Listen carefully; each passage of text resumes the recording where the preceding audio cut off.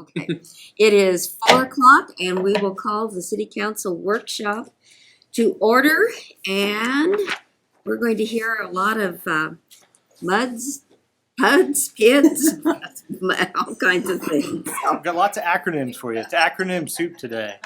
take it away. Absolutely. Well, we've got an educational workshop topic for the City Council and the community today. As you know, housing is a major chapter of Kerrville 2050. And within that, we had a guiding principle within housing and neighborhoods of providing a diverse range of housing options to meet the needs and desires of all groups, income levels, and lifestyles. Two subpoints within that, H1.2 and H1.3, indicated a desire for the city to help the community in researching potential funding mechanisms for the development of workforce housing and exploring financial incentives and or infrastructure funding, and that's the particular piece we want to talk about today for developers of residential subdivisions. And so that infrastructure piece, as you well know, has only gotten more expensive since we did the housing study 3 years ago. It's always been expensive to build in the hill country. Unfortunately, we've got limestone under that much dirt, and we've got a lot of hills. And so infrastructure has always been an expensive endeavor for any developer, particularly on the residential side. And that, again, has only been exacerbated over the last 3 years, given just the macroeconomic issues across the country and across the world. So with that, we've brought in a consultant from Municap, Mr. Abdi Yassin. Municap is a consulting firm that works only with cities. They work in essentially helping cities work through the various infrastructure financing mechanisms that have been approved by state law over the years that include public improvement districts, municipal infrastructure districts, municipal utility districts, municipal management districts, you name it, lots of acronyms there, and I will let him go through all the specifics of those. But again, no project-specific information today. This is really just meant to be a high-level discussion about the different mechanisms that are out there as these financing tools that we've had various inquiries from different development interests over the recent near term, and so we wanted to be able to provide an educational opportunity to the council and the public for that. So, Mr. Yassin. And before he speaks, did we have anyone for public comments? I forgot. No, ma'am. All right, thank you. Good evening, sir. Good afternoon. Hmm. Thank you all. This is a great opportunity for me to meet you, Mayor and Council. My name is Abdi Yassin. I'm with Unicap. We're a public finance consultant firm, as the city manager just described. What we do is help cities basically form a public-private partnerships with private developers to be able to finance infrastructure development projects. And then there are, as the city manager just mentioned, there are quite a few available mechanisms that the city can consider in kind of trying to help either jumpstart development in a city or foster development, or for that matter, rebuild parts of the city. So we kind of put together some material for you all as a reference, and in these two the material that you have before you kind of goes in detail about two specific the special district financing mechanisms, particularly a public improvement district and a tax increment reinvestment zone. But what I'm going to try to do is, as we go through the material that's in there, I'll also give you a compare and contrast with the other commonly used special district types, namely being municipal utility district, municipal management district. So the reason why we kind of picked these two and then kind of went into detail is because these two, unlike the others, are districts that are created and governed by the city at all times. So they are types of special districts that the city creates at its own pace, and then also the city is always responsible for governing and managing them. So we felt it'd be more helpful to have a kind of an insight into those types of projects. But as we go through those, I'll also give you a contrast about the other types as well. And at any time, if you kind of, if you have any questions, please let me know. I will do my level best to try to answer them. Fortunately, I've been able to work on special districts for the past 18 or so years, about 16 of them in Texas. So I've been involved in helping cities create about 130 plus PIDs, across the entire state. I've been fortunate enough to help cities put together probably close to about 50 TERs and MMDs and in a few months as well. So my hope is I'll be able to share some of the things that I've actually experienced over the years. And that would hopefully be helpful for you all to kind of consider as you go through these proposed new developments that are coming to your city.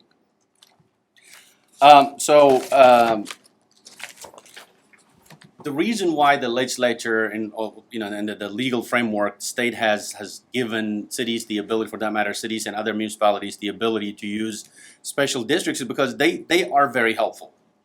They can be very helpful if they are used, if used properly. They can provide the city with some flexibility, for that matter, even a way to fast track some of the things that the city wants. So what I want to start off is by saying that what you see in there, the PID, a TERS, an MMD, a MUD, these are all different tools that you have at your disposal to be able to use to foster and then promote developments in your city.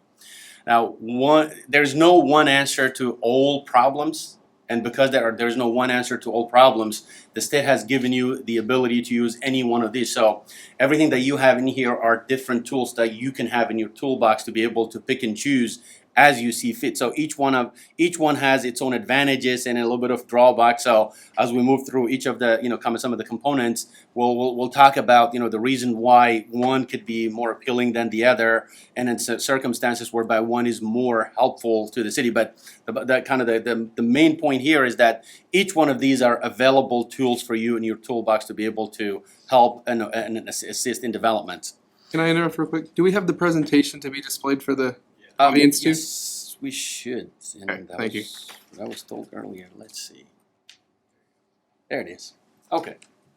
So, benefits of special districts. Why consider a special district like a PID, a MUD, a TERS, an MMD, the Water Supply Corporation? The main reason is they allow the city to basically help finance infrastructure through special taxes, special assessments, or future incremental taxes. So they are a way for the city to help finance infrastructure needs without using the existing tax base and the existing general fund. Mm-hmm. So they give you the ability to have these infrastructures financed without using your existing tax base and your existing money in the general fund. So they allowed cities to reduce dependence on, for that matter, even the need for using general fund to finance the infrastructure projects. One of the other advantages of a special district is that they allow the city to also finance some infrastructures, faster than what the city would be able to do through the capital improvement plan.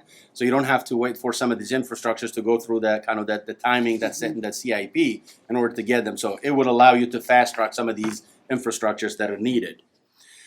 They can be used to create affordable or workforce housing. So they can be a way to help the developers reduce their cost of building housing units, so they're able to sell them at an affordable level. So they can be used to create some sort of affordability as well.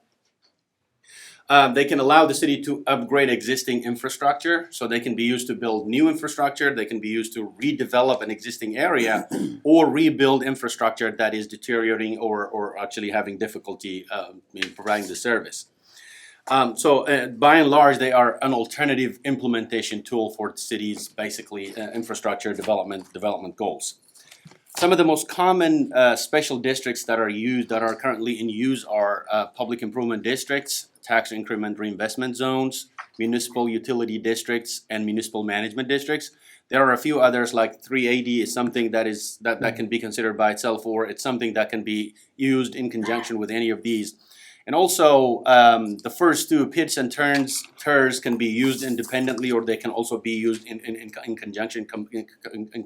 They can be combined.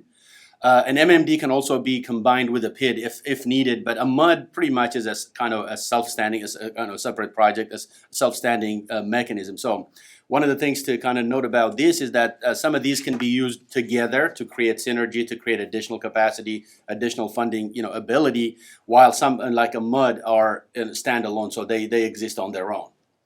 Again, a very kind of high level distinction is that PIDs and TERs are created by and are governed by the governing body, the municipality, whereas MUDs are created by the state or TCEQ, and then they are governed by an independent board. An MMD is again created by the state legislature, but it can be governed through a board that is indirectly governed by controlled by council. That means a city has the ability to nominate the board member. So the city has the ability to control the affairs of the MMD indirectly, but a PID and a TERS are the city has direct control over those mechanisms. So that's one area to kind of note the difference between those types. What about the MUD again? Sorry. You said that the indirect control of the city by the MMD and direct control by PID and TERS. What about the MUD? That's completely. The MUD is by itself, so it's governed by an independent board. Okay. So it governs itself. Okay.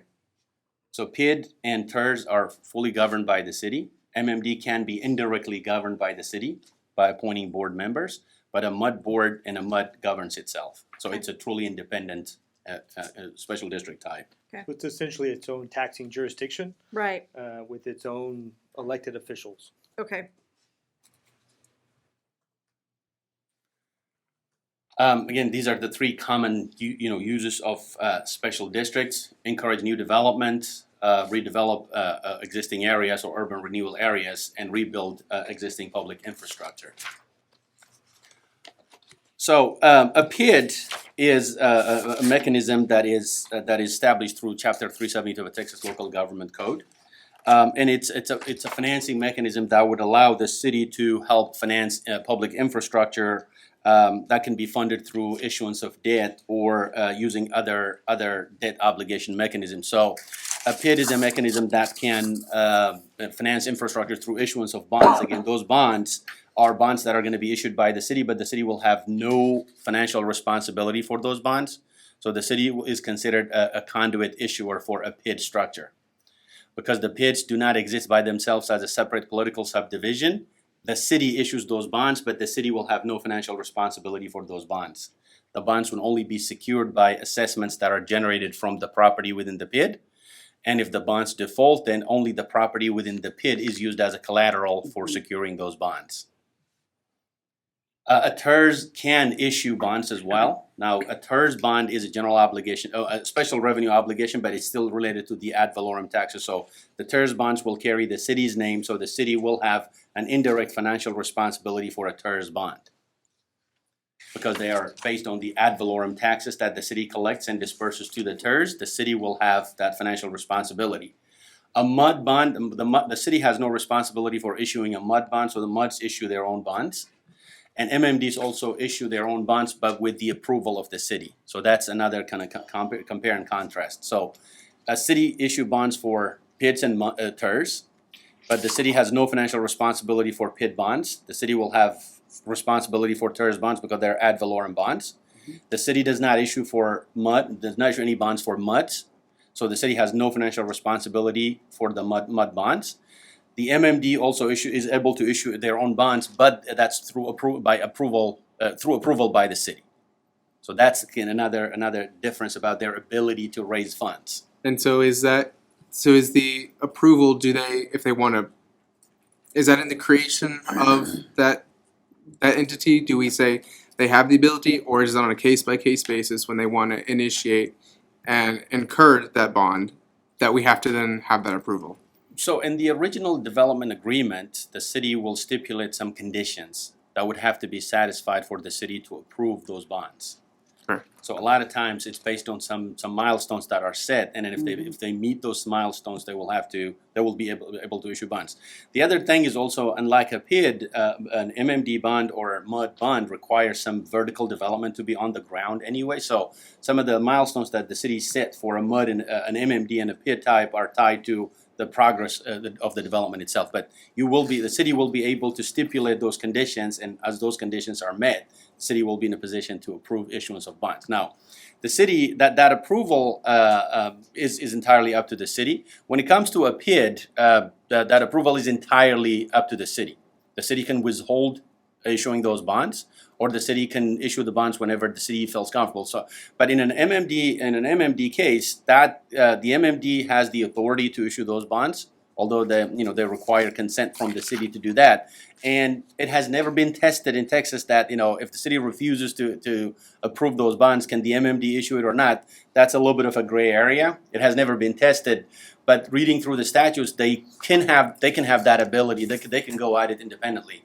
Now, granted, they're unlikely to do that because the board members are typically members that are appointed by the city. So it is unlikely but they will have the authority to do that if they need to.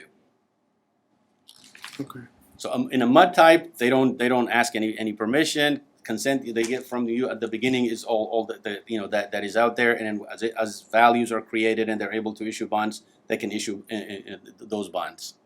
And do we or do we not clarify have financial responsibility for an MMD? So the city does not have financial responsibility for the MMD as well, because the MMD is a separate taxing jurisdiction. Yeah. So it has the ability to basically finance, take care of that. Now, granted, because it's an indirect part of the city, it will show up on your book. So an MMD bond going bad could potentially reflect badly on the city. That was gonna be my next question. Yeah. Okay. So the city, I can't say the city is fully shielded from anything that goes down. Now, in a PID structure, the city is not. The city is issuing the bonds in its name, but those are conduit. The city is a conduit issuer, Mhm. and then if the bonds go bad, the only collateral that's out there is the property within the PID, Mhm. and the investors are actually told about that. Like I have. What Something is, here. when So you this say is a property, disclosure. when you say property within the pit, are you talking about assets developed by the pit or Uh, dirt or what? Each parcel, basically, each tract of land is a collateral for the PID, so they can be foreclosed upon like regular property taxes if they default. So Joe homeowner, the bonds default and their property can be foreclosed upon? If they haven't paid their assessment, yes. If they have, they have no issue. And that's Now- because their property taxes are increased by the creation of that? Because in order to pay the bonds back, they increase the value, or It's they, not a property tax, it's an assessment. the assessment, okay, the Yes. assessment is raised in order to pay back the bonds. Yes. So Correct.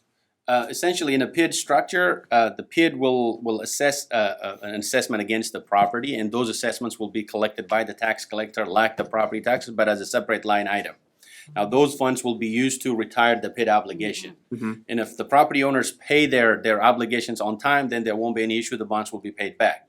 Now, the kind of the very finite point to kind of look into here is each property owner in a PID is responsible for his or her own share of the PID assessments only. So if you have 100 property owners in a PID and 99 of them failed to pay their assessment, but that one property owner paid it, then they will have no issue. So no foreclosure, it's not a community debt, it's a Right. property debt. Each property is responsible for its own obligation.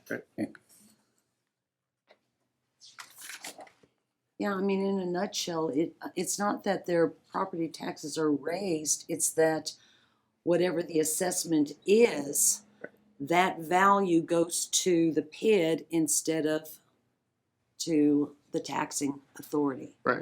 One of the key distinctions is that assessment is known from the initial onset, Yes, and it's a set amount. And that set amount can be paid up front, right, or it can be paid over that lifespan of that PID assessment timeline. okay, However, it's not going to fluctuate. There's not a tax rate that associates Yeah. that fluctuates. And it's also not based off of the property value necessarily, and so it is different from a municipal utility district in that way. When a development is, a pit would be used for like infrastructure needs, water, sewer, street. Correct. Yeah, there's a whole host of allowable legal infrastructure components that can be utilized for PID financing. When you go buy a lot, you already know what your share of that cost is. That's correct. It's known and it's provided via notice at the time of purchase of the property.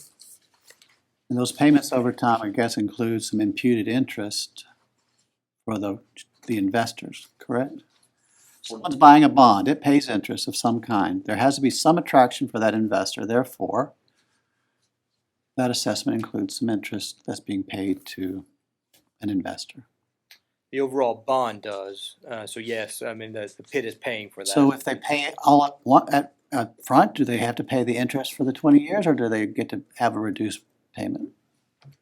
They will pay just the principal because those bonds are callable from from prepayments. That means the moment a property owner prepays their assessment, the principal amount of their principal, that amount will be used to retire the bond, so there won't be any Understood. So interest. there won't be any hidden imputed interest in that payment? No, because the statute is actually very clear on that one. It says a property owner can choose to pay off their assessment at any time, and after that point, they will have no In your responsibility. experience of the operation of a PID, do many people pay up front? It's actually not that many. On average, less than 1% of the property owners in the PID pay it, and then the reason for that is because that PID assessment is tied to the property. That means unless that's a home they see themselves retiring in, it doesn't make a lot of sense to pay off the PID assessment. They would rather pass it on to the next property owner because that PID assessment will be attached to the property until the debt is fully retired. So paying it off in advance is just paying it off for somebody else if they plan to sell that property down the road. If they pay in advance, the new property owner doesn't have to pay any Right. assessment. Correct. Now they And can that could theoretically be like an incentive for wanting to sell your property after that point because it's already paid off. It is actually in reality, particularly when the housing market is a little bit distressed. So that's one of the incentives that property owners give, sellers give to the buyers. They say, I will pay off your PID assessment so you don't have to pay the annual payment. But that's why it's a very rare thing. Like I said, it's less than 1% of property owners pay that off. Most of them are better off with basically having it as another tax line item. Which is deductible by them, I hope. Yeah, so the interest component of a PID assessment is deductible. The principal goes to the base value, so you can use it in calculating capital gains. Wait, I'm sorry. Say what you said again about the separate tax line. Like, when does that come into play? So if the city creates a PID and the PID levies an assessment on the property, then there is the tax collector will add one line item on top of city, county, school district, and other taxes. For the And PID titled whatever the name PID PID, number. right? Yeah. Yes, Okay. and then there will be a dollar Water. amount. Right. Yeah. I think. Okay. Like an HOA, I think an HOA is a good example. If you have an Right. HOA fee, although the county is not collecting it, it's something that comes to you. So a PID will be like that as well. Okay. Thank you. And I have a list of some of the infrastructure types that can be funded through a PID. Again, this is another point. I think you raised that earlier. One of the things that kind of differentiates between a PID and a MUD, a PID and an MMD, is its ability to finance different infrastructure types. So a PID has a more broader ability to finance infrastructure beyond the traditional road, water, sewer, and drainage. It can finance parks and trails. It can finance some entry features, monuments, and things like that. A MUD and an MMD are traditionally limited to water, sewer, drainage, and a little bit of road if they have value for it. Now, a TERS has the broadest infrastructure list, and I have those lists in there as well. If you ever want to look at them. Thank you. So. PIDs are a fairly recent phenomena compared with the other one, and the main reason for that is because up until early 2000, mid 2000, there was a lot of confusion about the statute itself, and because of that, people were more MUDs were more popular and they were easier to kind of understand and implement. So up until about 2005, 2006, PIDs were not widely used, but since 2005, 2006, they have become basically the preferred choice for cities, and the main reason why they're the preferred choice for main cities are tied to these reasons. The first thing is that they're easier to create. They are created and governed by the city, so all it takes is about 2-3 council meetings to create them, as opposed to a MUD that has to go through the legislature or TCEQ, and traditionally it can take anything between 6 months and a year to get it. So one of the main reasons why PIDs have become more and more popular is because of that ease of creation, and that ease also translates into low cost for the developers. So that is one of the reasons why cities are embracing PIDs, more than MUDs and MMDs. The other reason is, as I mentioned earlier, they're governed by council. That means council is basically in charge of everything that happens in a PID. And what that does is, particularly for a PID, for a large-scale development, council has the ability to revisit the development as the development progresses. So say, for example, a developer comes in, promises that, everything under the sky, and then you look at phase one and see that they haven't delivered. So when you get to phase two, the city council has the ability to basically, stop them and make sure that they do what they need to do before moving on to the next one. Now, in a MUD structure, because all that they need is that consent at the beginning to create it, and what happens afterwards, the city does not have a lot of control over. So that's one of the main reasons why cities are embracing PIDs, more than the other district types, particularly for projects that ultimately end up in within the corporate limits of the city. So that governance is the main reason why cities they prefer to go with a PID as opposed to a MUD. Another thing is the ability for the city to raise funds from bonds without incurring any financial responsibility, so not having a financial obligation. Now, another reason also cities, and for that matter, even developers are embracing and are comfortable with PIDs, is their ability to raise funds upfront. So, in a MUD and MMD, and for that matter, a TERS structure, bonds cannot be issued until the development is on the ground and then there's value that supports the bonds. In a PID structure, a PID can issue bonds upfront so the money can be used to build the infrastructure. So it does not have to wait until the vertical development is in. There are some restrictions that will be put in it. For example, they would want to have an appraisal to make sure that for every dollar of bond that's issued, there is at least $3 in value on the ground. So there are a few kind of metrics that we'll have to say, but that unique ability to issue debt upfront and use that money to build the infrastructure is reserved for PIDs. So that's another reason why cities and developers prefer to use PIDs as much as possible, because it allows them to basically create a financing source from day one. And again, that ability comes without any financial responsibility. I'm still confused about who's buying those bonds. Does it go through a municipal bond market of some type? Does it rely upon the city's bond rating? How is that market? Where is that market? So to start with the buyers, the largest buyer of PID bonds is Noveen and then Goldman. But that's through a municipal bond market Yes. mechanism of some kind. Yes, there is a municipal bond market for it, and those bonds are marketed. So typically, the bonds are either negotiated or retail. So the negotiated deals are rare because they don't want them to. You want to rely on the market to give you the best rate. Does that bond rely upon the city's bond rating? No, it doesn't. So the city does not on lend what its name. rate? On how do they rate the bond then? The bonds are not rated. So PID bonds Well, are not they pay rated. interest, and they are rated. No, they're not. The PID bonds are not rated. The only refinancing bonds down the road are rated. Well, when you pay interest, if you pay low interest, you have a good bond rating. If you pay high interest, you have a bad bond rating. That's actually the catch here. The initial bond interest rate is higher relative to other municipal debt because they're non-rated. And so the premium attracts the investors. That is correct. So again, to give you an example, a typical rated investment is dependent on the MMD index.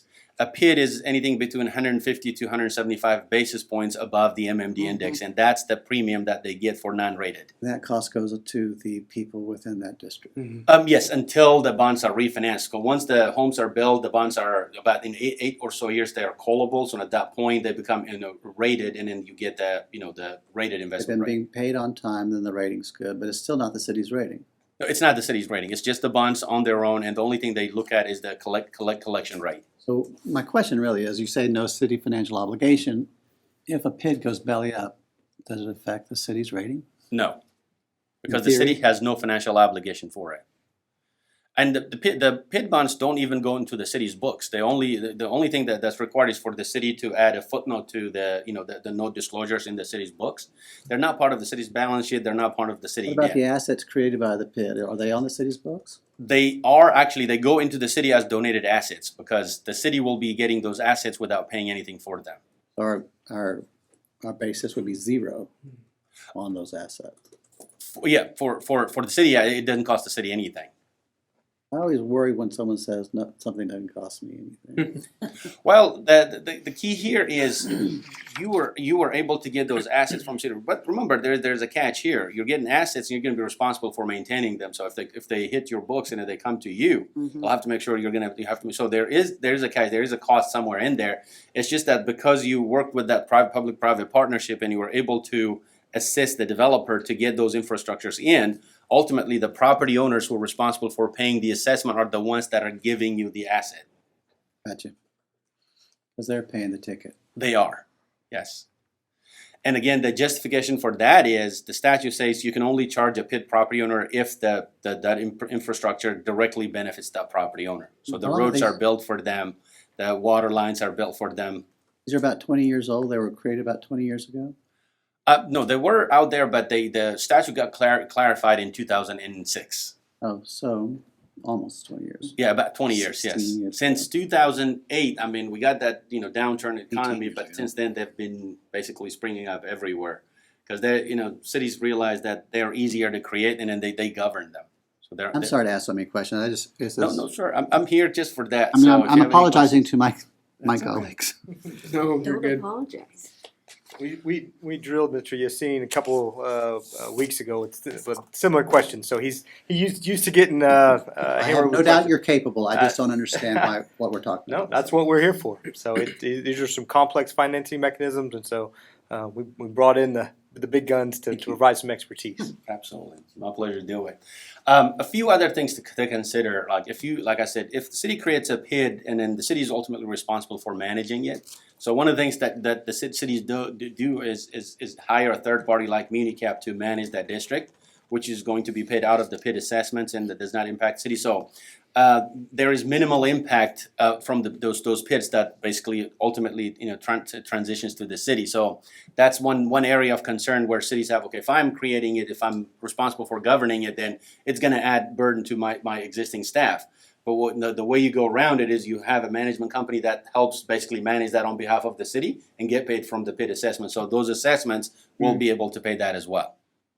So they'll pay the debt and they'll pay for those people District too. administration. Okay. They'll pay for the additional interest too, Right. because they're a non-rated bond. Right. There are a lot of catches for a free lunch, it sounds like. I don't think it's free. To be honest with you, it's not a Nothing's free ever free. lunch. Had no It's cost. subsidized lunch. It's donated. There you go. It's a lot of cost for a donated lunch.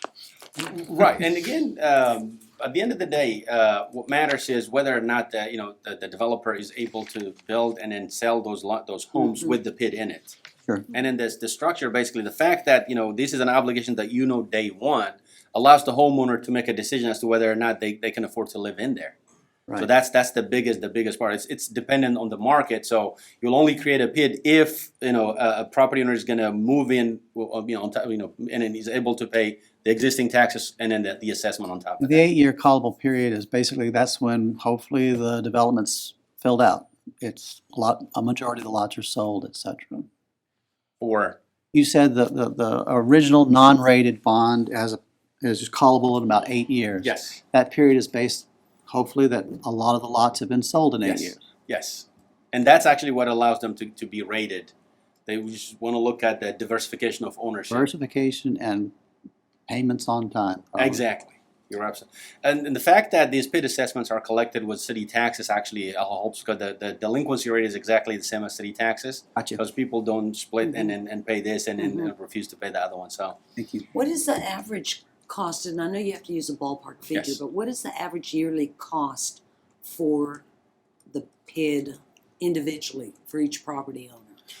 It's going to be based off of each project and the necessary infrastructure. So Right. depending on how much that infrastructure is, just for example, say there was $100 million infrastructure project, Okay. then that would be divided based off of those parcels and really the parcel size and the projected value of those parcels. Is that correct? that is correct. The term of the bond. Correct. Yes, sir. So value of the house, it has nothing to do with this. It's really value of the parcel. Right. Yes. Yeah. But in your experience, I mean, you've done several of these all over the state. What is just a ballpark average of what that PID cost is per property? Again, that's entirely dependent on the number of lots that are in there. So the per Right. lot cost will be less for 1,000 lot subdivision Yeah. development than 100. But to give you a contrast, let me give you this. In a MUD or MMD structure, Okay, the ongoing administration requires more than an administrator. It requires attorneys and financial advisors. okay, And because of that, the average annual administration is about $150,000 to $200,000 Per mud. per MUD or per MMD. In a PID structure, that applicant, you only require a PID administrator, so that 150 to 200,000 goes down to $35,000 to $40,000. I think that gives you kind of Okay. a contrast. Now, okay, that 40,000, if you have a 100 lot subdivision, right, that 40,000 per lot could be higher compared with a 200 lot subdivision. Now, as more and more parcels are in, that 40 to 50,000 may be marginally higher, maybe 60, 70,000, but the per lot amount will go down. So it's very, very dependent on the number of homes that are going to be built in there. But the key here is that the management structure does not require a lot of professionals from all angles. That will make the per lot administration Right. cost lower for No. the property I owners. think what we're trying to find out is when they look at their tax bill, is it a, oh my God, what is this amount? Or is it, I can afford this amount? Yeah, they'll have to first determine. I mean, going through the initial purchase process is making sure that they can afford it. They won't even qualify for the home if they can't afford it. But what makes a PID again unique as opposed, again, I can't say it's unique, but each structure have their own basically requirements to inform the buyer about the impact of the district. In a MUD structure, MMD structure, the disclosure document will say the MUD has the authority to collect up to X dollar amount or X dollar per $100. So there is that disclosure. In a PID structure, it goes more detail. It says this PID has an assessment obligation, and because it's known day one, we'll be able to list the annual payments that are going to be due from the property for each of the 30 years or however long the PID is. So it's a much more detailed information that will be available. But the bottom line is there will be information provided upfront, so the buyers will make an informed decision. Thank you.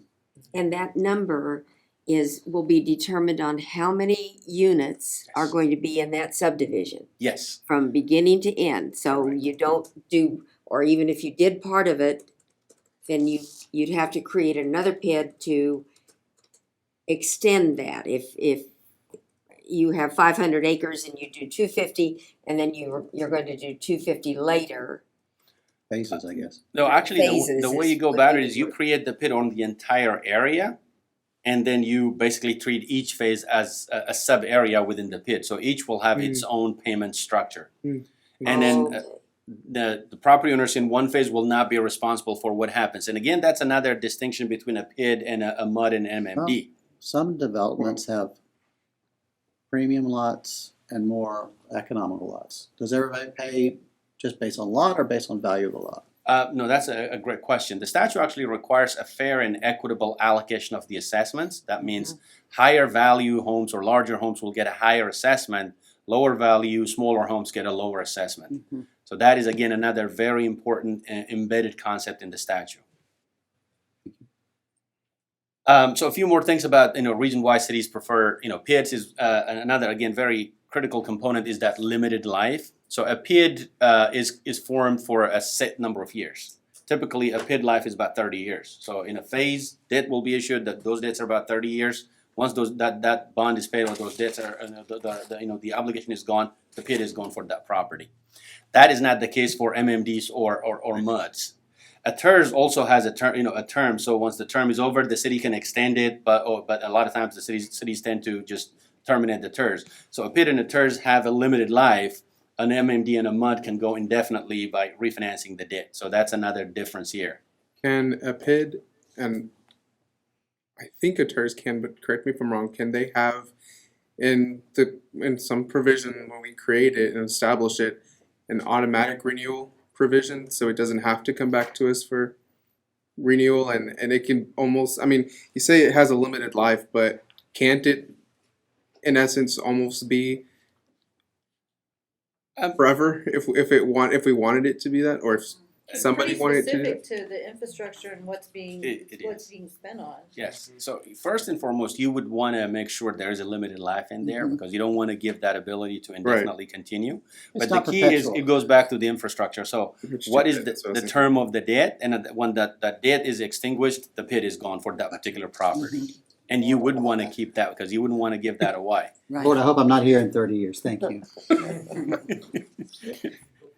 Abby, you may want to speak to, we did have some comments that we talked about ongoing maintenance and the potential for the PID to pay for maintenance beyond the initial installation. If you could speak to that, that might be helpful for the council. Sure.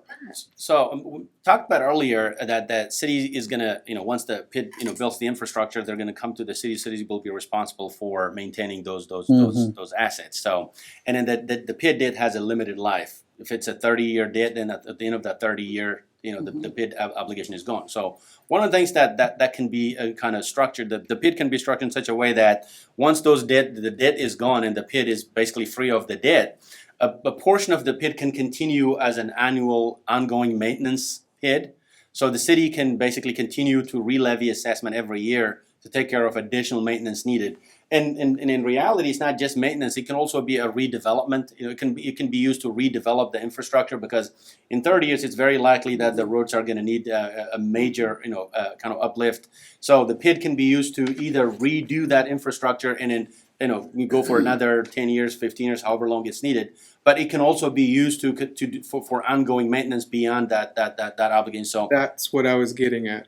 So if that's the case, do you usually see cities or another municipality establishing those and keeping them there in perpetuity to continue and have those funds for the maintenance of that infrastructure after they are now responsible for it?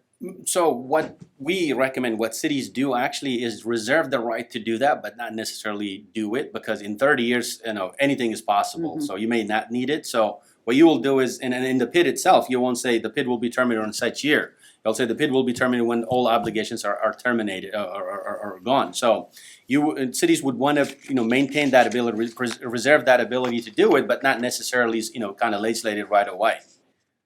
That's something that we always recommend. So you can continue to do the maintenance of collection for it, but you don't want to do it right away, because you don't know whether or not you're actually going to need it 30 years from now. So you don't want to write it onto the documents. Just reserve the right to do it. Okay.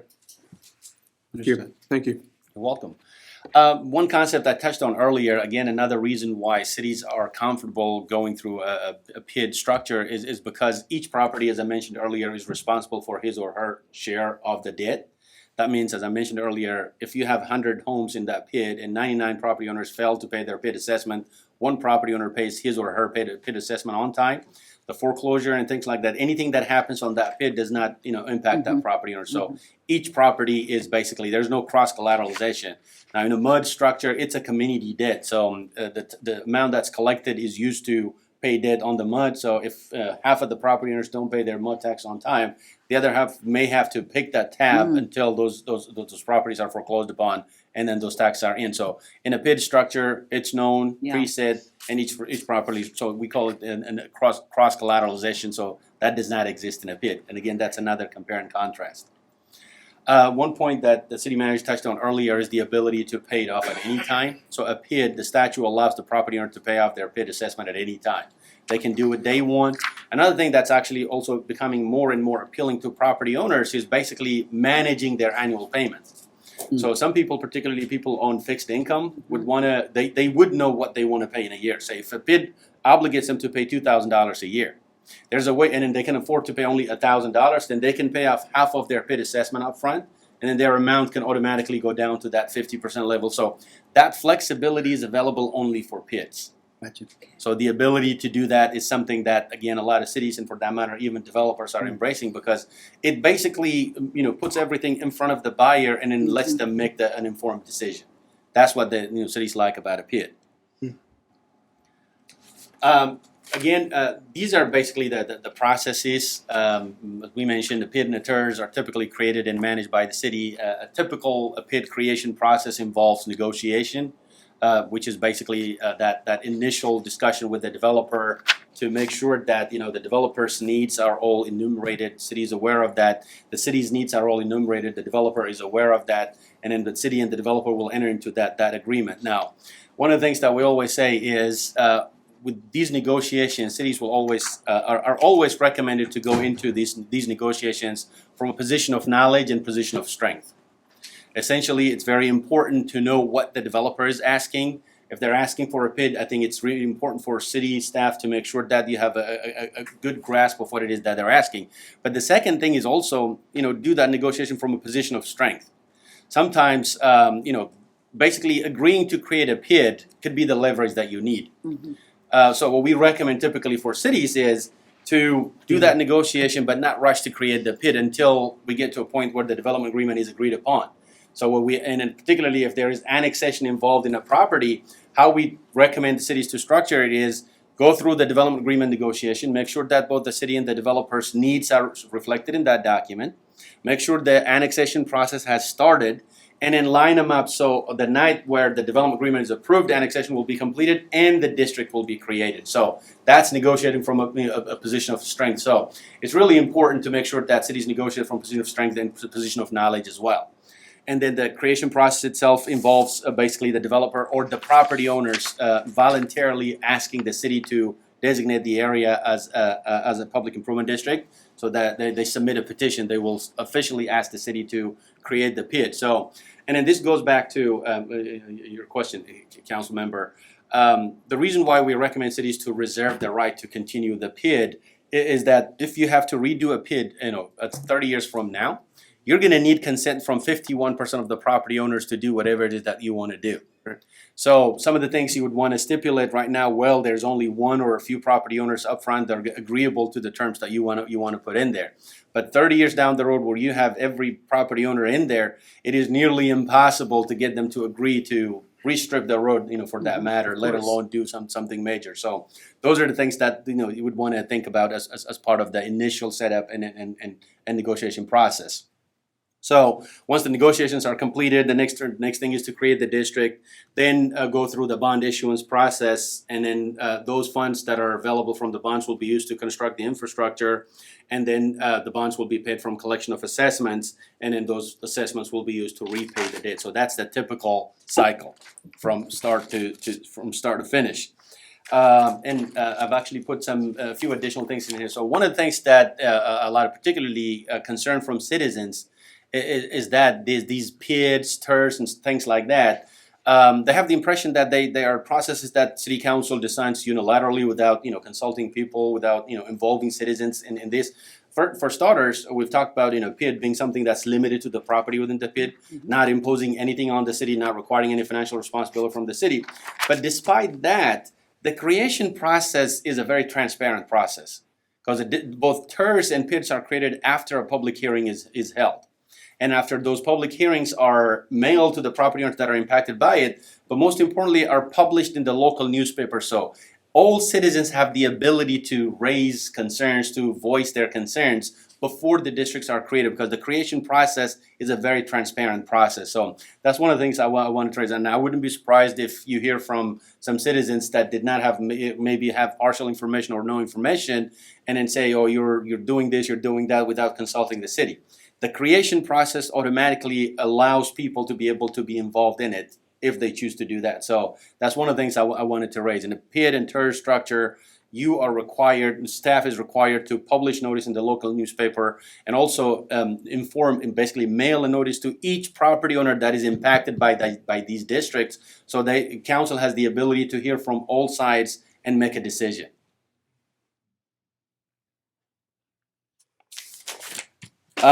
So we've kind of covered the benefits of PID financing. Now, one of the things I did is, because unlike other taxes, ad valorem taxes, where burden is distributed through the entire city, in a PID structure we say the property owner is basically carrying the heavy burden. So we've kind of put together a few slides here that talk specifically about that impact to the homeowners. First and foremost, property owners in a PID are responsible for their assessment. That means it's their obligation. The statute requires those PID, the PID information to be communicated to the buyers. Now, in fact, this past year in September of 21, the statute expanded that requirement, and then they made it an obligation on a seller to disclose the existence of a PID both at the contract and in closing level. And if they don't disclose at either of these 2 points, the buyer has the ability to walk away from the contract and get their earnest money back. So it used to be a little bit loose, but now they've tightened that part and said that you have to tell the PID about the property owners, potential buyers about a PID. If you don't tell them, then they have the ability to walk away from the contract. And not only that, they also put some additional clause that would allow the buyers to claim damage if they they can prove damage. So that disclosure, because it's entirely dependent on the property owners, the statute is cognizant of that and then makes sure that these PID information is provided to them day one, both at contract level and closing level. Mr. Usay made an important point a minute ago, and I want to reemphasize it. The city does not build new roads. The city does not build new water lines. The city does not build new sewer lines. The development community builds those and then donates those over to the city for long-term maintenance and the use of that public infrastructure. And so, oftentimes residents are confused that, current city citizens may be paying for infrastructure for new development. That is not the case in any form or fashion.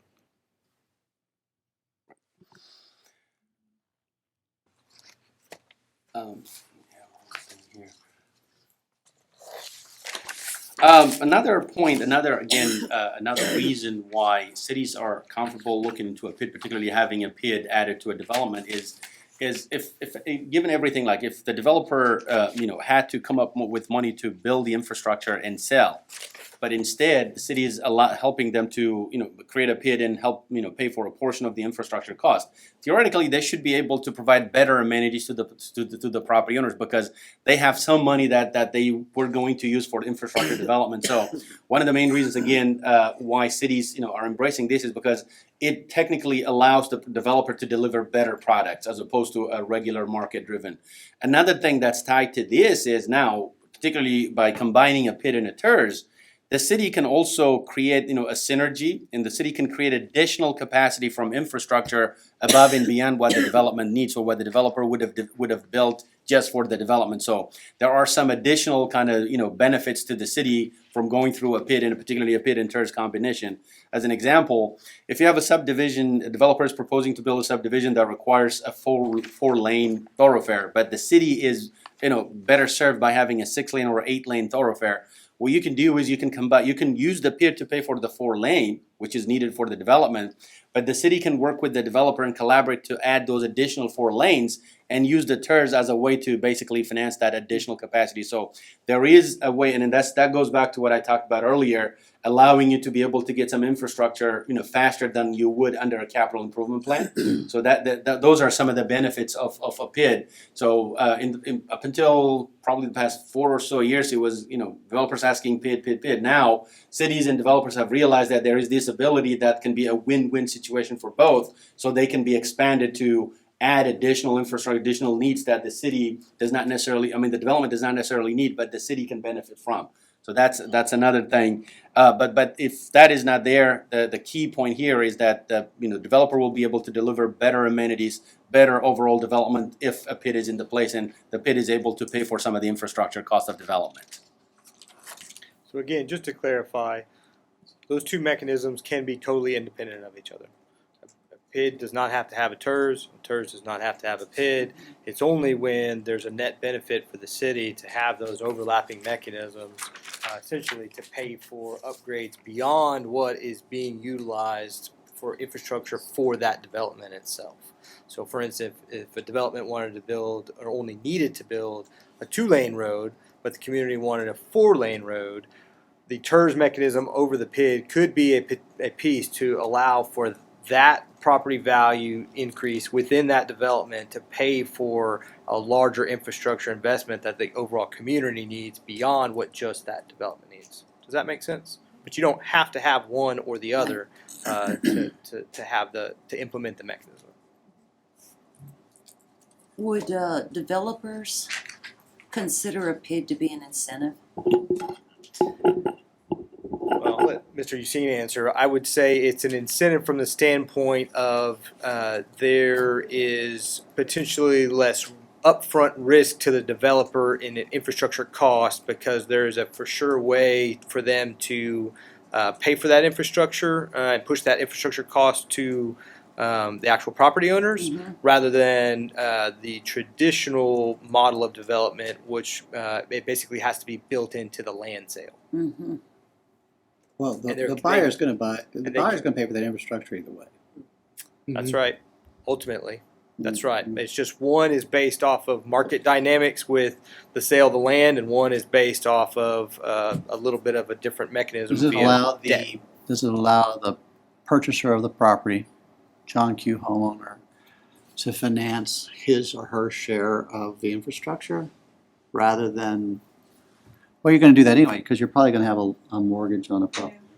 So one of the a key point here is the PID versus the developer financing the infrastructure. How it carries into the end user also makes a big difference, and the reason for that is because in a PID structure, the cost of infrastructure is passed to the property owner on a dollar for dollar basis without any markup, without anything. And second, because the city is helping the developer raise the fund to build the infrastructure, the interest rate that the PID is going to get is going to be automatically less than what the developer would get from other PID sources. So that means the cost of building the infrastructure is first passed on a dollar for dollar basis, and two, it's going to be passed at a lower total cost. And the third thing is that if the developer was to build that, then they will pass on their markup on top of the cost itself. So, because of those three reasons, on average, the developer is going to be able to sell those homes in a PID at a lower than market market price. But is there a mechanism within the PID to ensure the developer doesn't just go ahead and mark it up? In other words, Development agreement. could that be in the, Say we overlap potentially development agreement with something like that? The 380. No, Bigger. just a. The development agreement can be used, but the market itself, by the way, the market itself will be correcting that because if you build a house, if you're selling a house for $360,000 in an area that has a PID and no PID, then the area and the PID you can't sell that to a property because they're going to pay more in total tax and assessments than the property that does not have a PID in it. So the only way they're going to be able to sell it is if they mark it below $360,000. So that is an automatic market, imposed basically, mechanism. built Yeah. within Yes. the invisible hand? But I think it's important in development agreement, there are provisions that can be put in there to make sure that the city's gonna keep an eye. And if the developer is trying to, go around it, like I said, the market won't let them do that, particularly if you have existing stock or in developments that are coming in without these incentives, then they won't be able to do that anyways. But I think it's a very important point to make sure that the development agreement, the developer will acknowledge that they will pass on the PID benefit to the property owners. Market's been insane lately though, so mechanisms we thought we understood don't exist, some of them. You can get a shack for $300,000 now. So one of the things, it wouldn't make any difference how big your development is. I mean, if it were 50 houses or 500 houses. Pro rata share. It's a pro rata share, so it doesn't make a bit of difference. I mean, it's still gonna be a pro rata share. And there's not an advantage to doing larger over smaller or smaller over larger. I think that there is definitely an advantage because at least the district management cost will be spread across more lots. So that means on Okay. a per lot basis, the management cost will be lower. But the cost of infrastructure is, there is still some economy of scale. The more you build and the more you build it together, the cost tends to be lower than you spreading it over time. So there are some things that you can consider, but by and large, the cost of building the public component of infrastructure is fairly comparable from phase to phase. Now there are a few things here, like for example, if you have only 50 lots, the smallest PID that I've ever been involved in had 41 lots, and the larger one has probably about, I think I have one that has about 3,000 lots in it. There are other types that go beyond that. But one thing that the market has also grown over time. So right now, if you throw out like a PID bond issuance under $5 million, you won't find a lot of buyers. So the interest rate tends to be higher. So there is this kind of market itself, filters, and then it kind of shows you its preference as well. So it makes sense for a PID to be for something that ultimately gets to about $5 million or more in cost of infrastructure, for a PID to be considered. Less than that, it can still be financed through a PID, but it may not be through a bond issuance. It may be a mechanism for the developer to self-finance and get paid from the assessment. So there is that ability. So a PID can finance infrastructure either through issuing bonds, so the city issuing bonds, or it can be through a reimbursement structure whereby the developer will find other sources and then build the infrastructure, and the city will collect the assessment and repay the developer over time. So there is that ability as well. And I think we've covered most of these, but we also enumerated some of the things related to the PID debt issuance, because that's one area I think that council members are always concerned about, to make sure that this PID does not bring in any unintended consequence to the city. Make sure that it does not impact the city's credit rating. It does not cause any financial responsibility. So we've kind of listed some of the things that you would want to consider with respect to the PID debt. The fact that they're issued by the city, that means the debt will carry the city's name. That in itself does not cause any financial responsibility, but you would want to make sure that you lend your name for a project that has a better chance of success than a project that you're not sure about. So there is the qualitative component aspect of it that you would want to filter, you would want to monitor, you want to make sure that the project that you're willing to kind of take the PID route is a project that has a chance of success.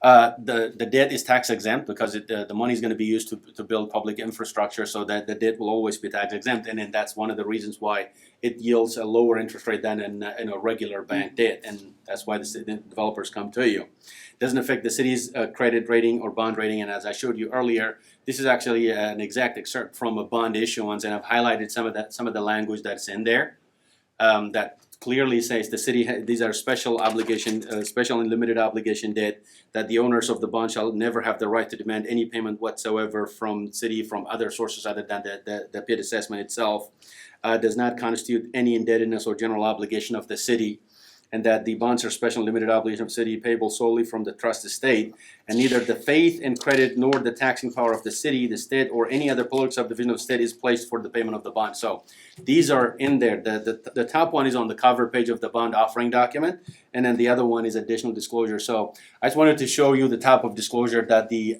investors are going to see for bonds, even though those bonds carry the city's name. And as I mentioned, even though you would want to do the due diligence, make sure that you're lending your name for a project that has a better chance of success. But lending your name does not require you to give up any of your, full faith and credit or any place to pay any debt towards the bonds. A few other things. Now, I want to be absolutely, transparent with you.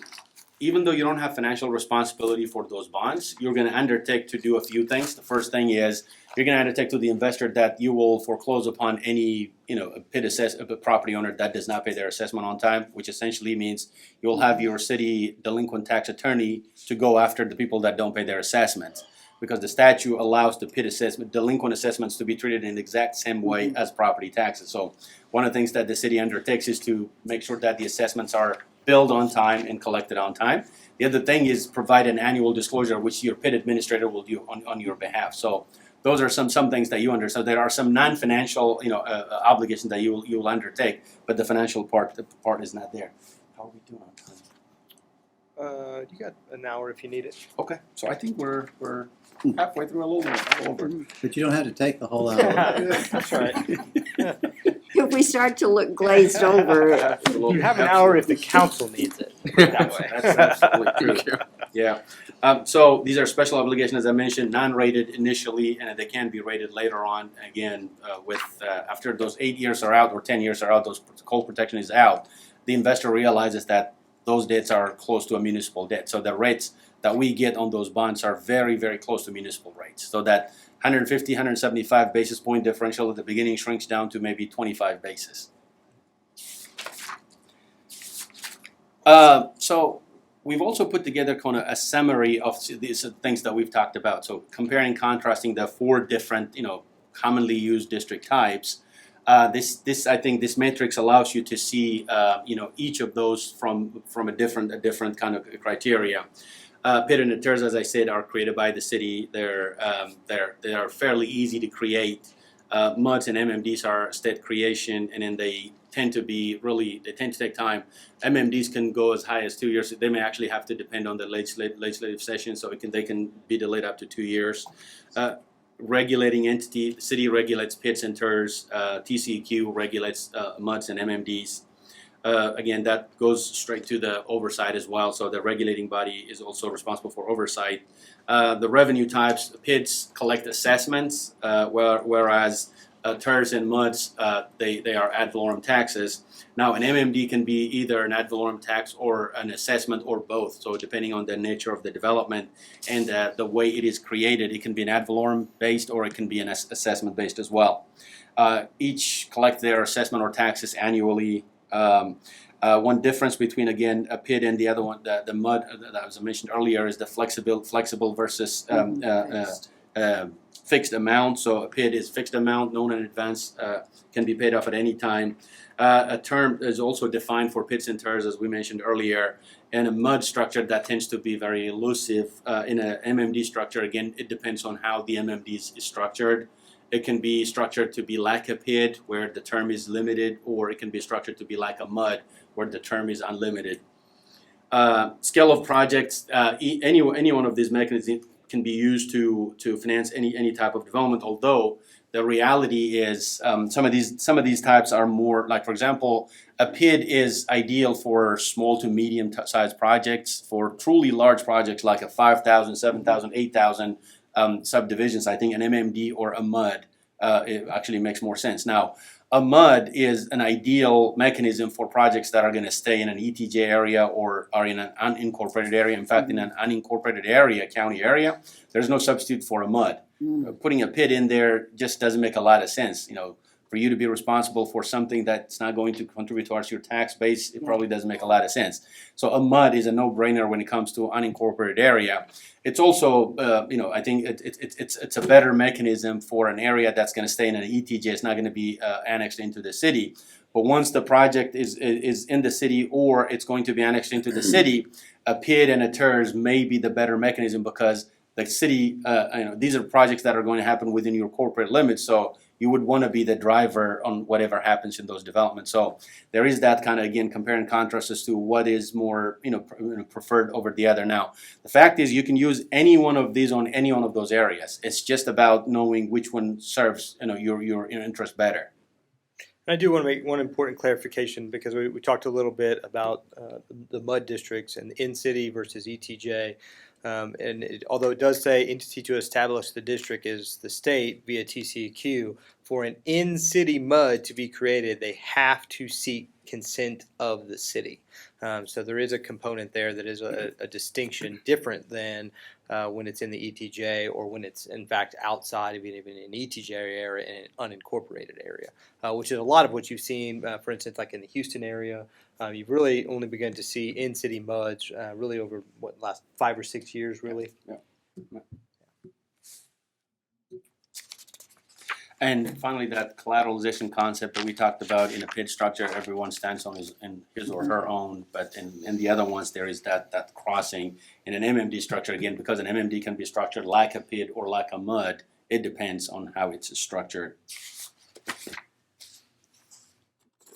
And this actually basically is kind of some of the things that your PID administrator will do on your behalf. If you were to create a PID, go through that structure, these are some of the things that would have imposed on staff, things that staff would have to do.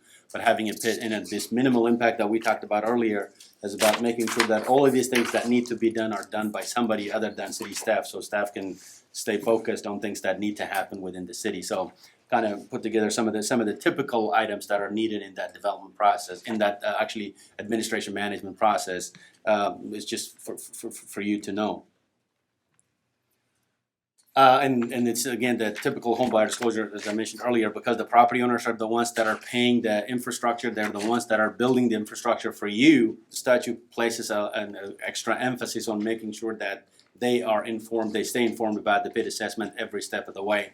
So your PID administrator would have to make sure that those are taken care of, that builders developers, realtors in the area, HOA, everybody has the information that they need to make sure that potential buyers know about the existence of a bid, know about the dollar responsibility, so they do not get surprised when they get the tax bill and they see that additional tax line item that their next door neighbor across the street that does not have a bid, it gets. So those are some of the things that we've kind of enumerated here. Some of the importance as to why that PID administration and then who you pick as PID administrator matters as well. Because remember these, particularly for in-city projects, even though they are responsible for the financial the financial aspect of it, they're still your citizens. They're still tax-paying citizens. So if they have any complaints, they're going to come to you, regardless of who's managing the affair. So part of the process is making sure that you have the right place and the right people in the process. Make sure that you have the right set of negotiations up front as well. House Bill 1543 is what I talked about earlier. The statute has placed that extra emphasis. Now there are some additional requirements, as I said. PID has to be disclosure both at contracts, signing level, and also at closing. And non-disclosure basically is a ground for, nullifying the contract.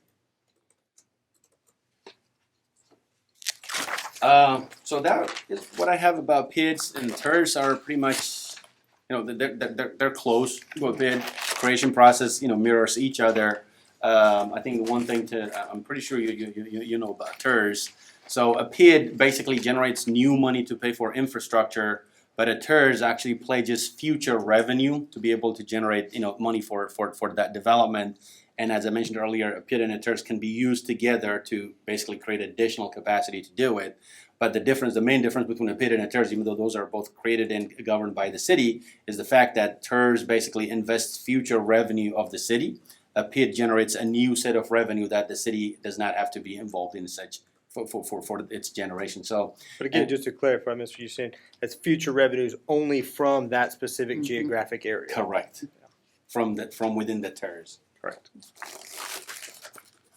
And once the TERS term is out, the entire revenue stream will come to the general fund. So that's kind of the distinction between the two. Right.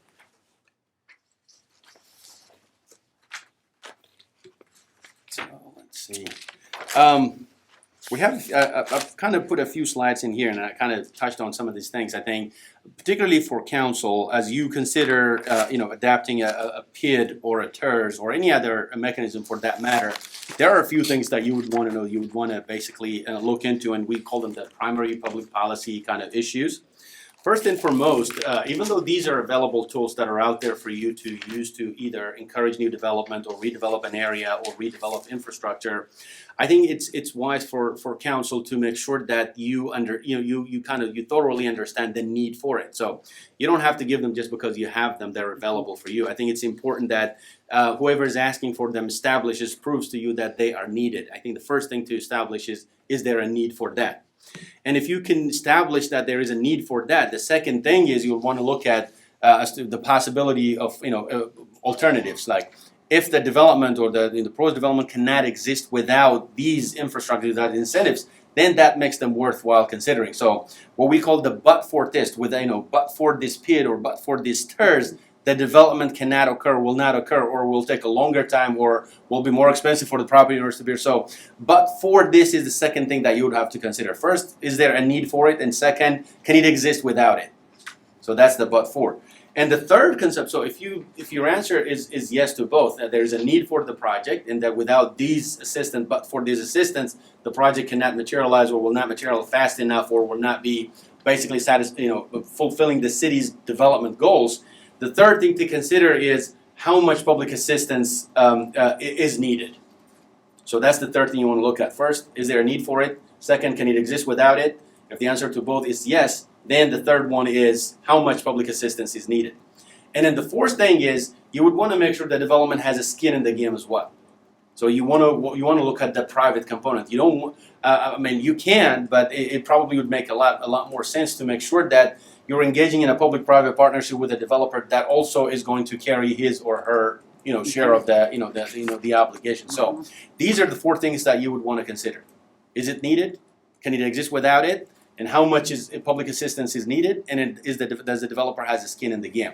So these are some of the primary kind of policy considerations you would want to evaluate as you consider these requests, because they are coming left and right, because for developers, these have become pretty much a necessity, because every other city is adapting them. So, for them to be able to continue, or for that matter, even compete in a market, they have to get something like that. So that first question is usually easier to answer. The tricky part is 3 and 4. How much assistance is needed, and then the developer has skin in the game. So what is that balance? Is that a 50-50? Is that a 20-80? Is that a 30-70? So these are the things that you would want to consider. But the first two are almost always automatically answered. Elaborate a little bit on number 4 and that private investment piece, because I want to make that distinction important, that the use of these mechanisms really don't allow for 100% of the infrastructure to be paid for via the mechanism. Correct. There is always a private investment component, and speak a little bit to what Correct. roughly you've seen as far as what those percentages typically are, either via market demand or via statute. Correct. So as the city manager just mentioned, the need is always there, and the PIDs and the TERS and all these mechanisms are there to help, but they don't have an indefinite ability to help. Because ultimately, if you put a PID, the developer has to go out and sell those homes. In order to sell those homes, the overall tax rate that the property is going to, be subject of the buyer has to be at a marketable rate. And in that cap, that market rate almost always makes, it kind of creates a cap on the amount of public infrastructure that can be funded through the PID or the TERS.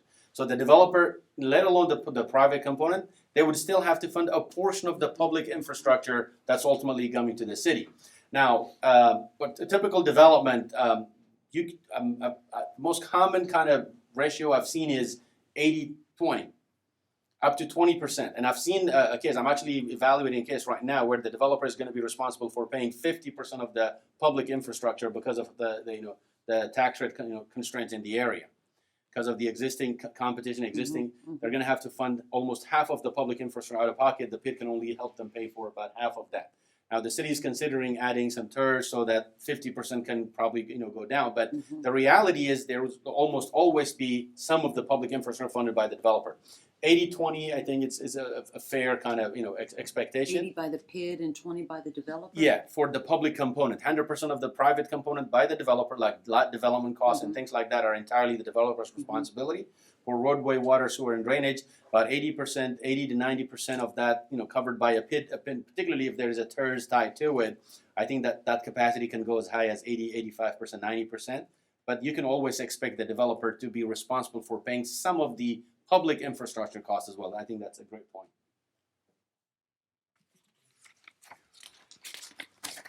Again, kind of drilling down a little more onto that. So once you kind of look into those public policy kind of macro level questions, these basically are your ways of kind of sizing. Okay, I'm willing to give you a PID that can be a dollar in tax rate equivalent for the PID assessment, or I'm willing to give you 10% of my city taxes to go towards the TERS. So that sizing basically goes through and again, a few things that you would want to consider is first and foremost, how much assistance is appropriate for the project, and then second, how much public investment will the revenue support? So particularly for a TERS structure, in a TERS structure, remember you're pledging some of the future revenues that are going to be generated from the development itself. So you're pledging the city's taxes back to the development itself.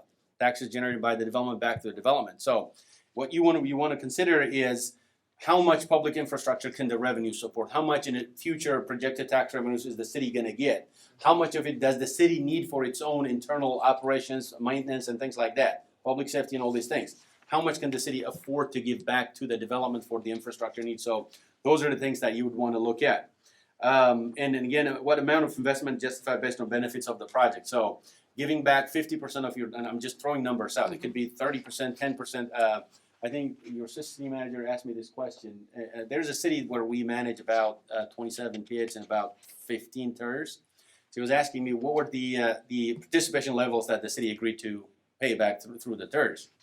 So the percentages are between 7% and then almost 48%. So there are projects where the city needed and the city was willing to give up to 48% of future city taxes back to the development. And in projects where the city only needed to give wanted to give 7% of the tax. So how much depends on exactly what the city is expecting from the development, and then most importantly, how much the city can afford to give. So affordability and the need are things that you would want to consider. So I kind of put a few things in there. And the other thing you want to consider is the cost itself. Sometimes, and again, one of the reasons why developers are insisting and kind of making these a deal breaker is that some developments cannot occur without public assistance. Sometimes the offsite infrastructure costs are too much for the developer to handle on their own, so they would need assistance from you.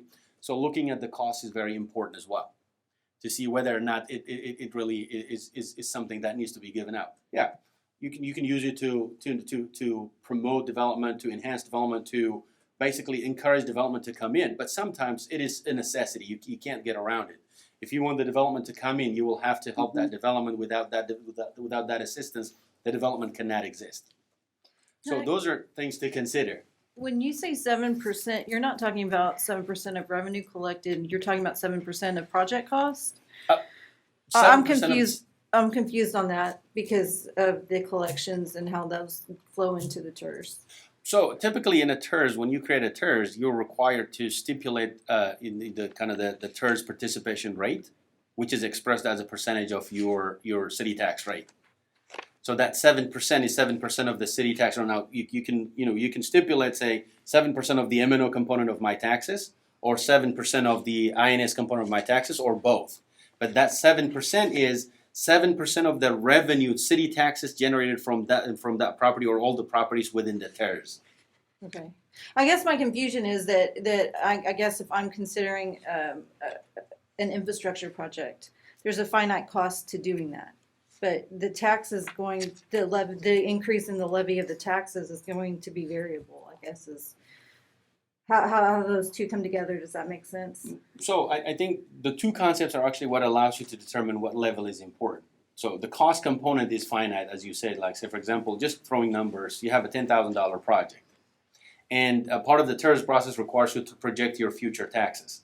So what you do is you look at your future tax revenue coming in from the development and stipulate the level of TERS that you'd have to give back so that $10,000 can be paid back. So essentially, it's a function of those two things that you just said. Okay. 100%, I guess is what you're saying. Yes. Of property taxes collected. It just may be a portion of it.